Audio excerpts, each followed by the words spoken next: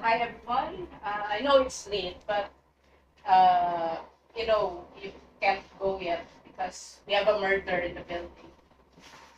Yes, and you're all suspects, but don't worry as long as you answer my questions. Wait lang. Bakit po Oh, kaya? bakit yun? Bakit ako? Ako na lang.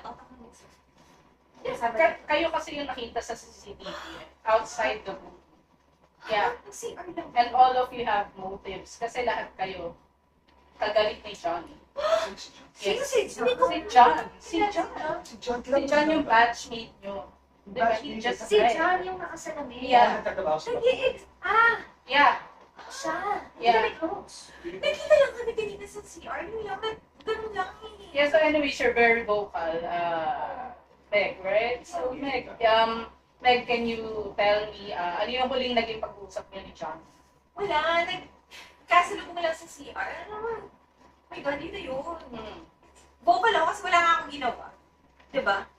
Pero sabi nila yung vocal daw, yun yung marami sinasabi. Yung tahimik yun. Actually, yung tao na nagpupush kung sino, nag-transfer ng ng sise, maybe you.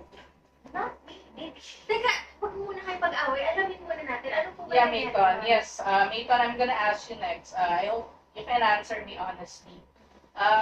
Kasi, I saw the phone records. Minura mo si John. I knew Because- it! Ako Yeah, I knew it! I knew it Because- was not me. because you're his secret girlfriend.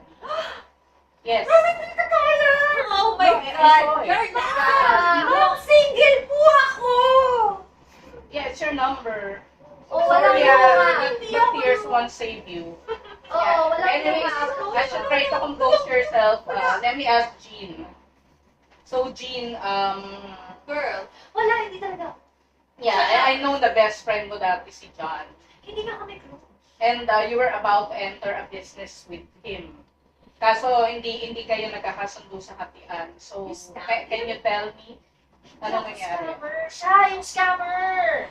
my motive! Oh my God, yeah. John is a scammer. Can you tell me paano siya ng scam?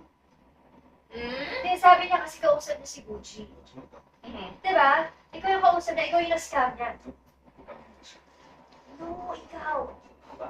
Diba? So, Fuji, magkasama kayo sa frat and you're his senior. Eh. So, can you tell me more about John? How was he before and how is he now? I think he's okay. He's dead, it's not okay. Dead, dude.